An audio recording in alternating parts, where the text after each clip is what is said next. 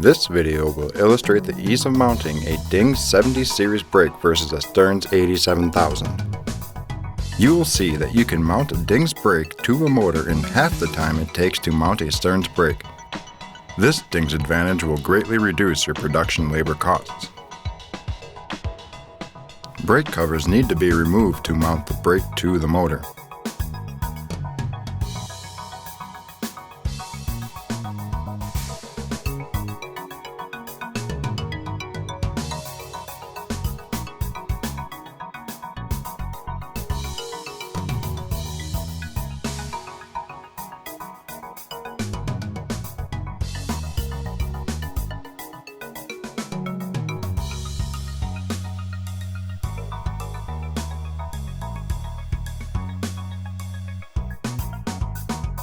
Brake hubs are mounted to the motor shaft with a key.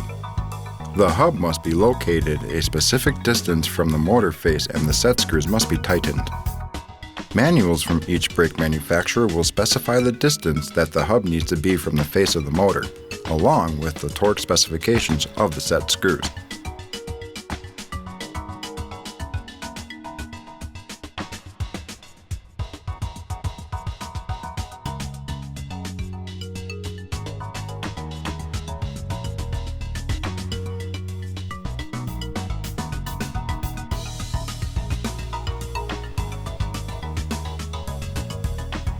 At this point, the Dings brake can be mounted to the motor shaft.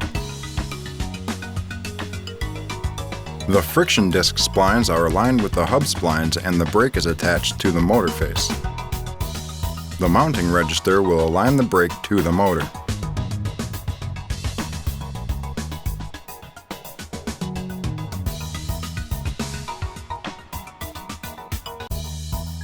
To attach the Stearns brake, it must be disassembled and then reassembled onto the motor one piece at a time.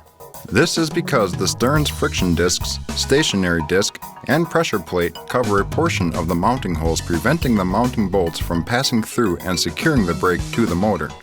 For this reason, the Stearns support plate assembly needs to be removed by removing the 3 cap screws that hold the plate assembly to the end plate. Take note that the bolt under the coil assembly requires an open-end wrench. The coil assembly interferes with the removal of the bolt when power tools are used. Once the support plate assembly is removed from the Stearns brake, the stationary discs, friction discs, and pressure plate need to be removed and set aside in order in which they were removed. Brakes are burnished at the factory so the out-of-the-box torque specs are met. When the components are not assembled in the order in which they were removed, the brakes may not meet the rated torque spec until the brake is run or re-burnished. This may cause the brake to not function properly during startup. The brake end can be assembled using the 4 socket head cap screws. These screws should be torqued to a specific rating as specified in the manual.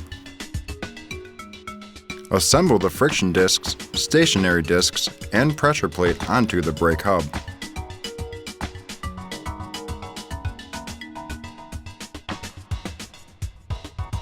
At this point, you can mount the brake assembly onto the brake bracket using the 3 cap screws.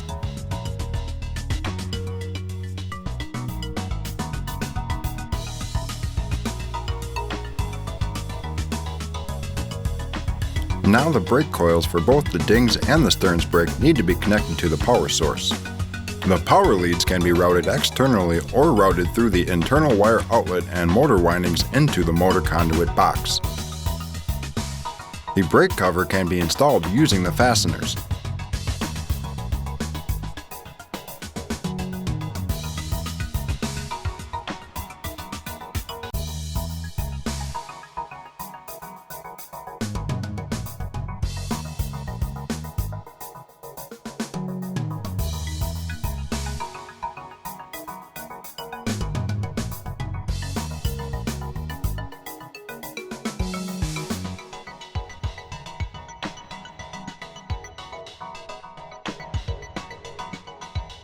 On the Stearns brake, the release knob needs to be installed.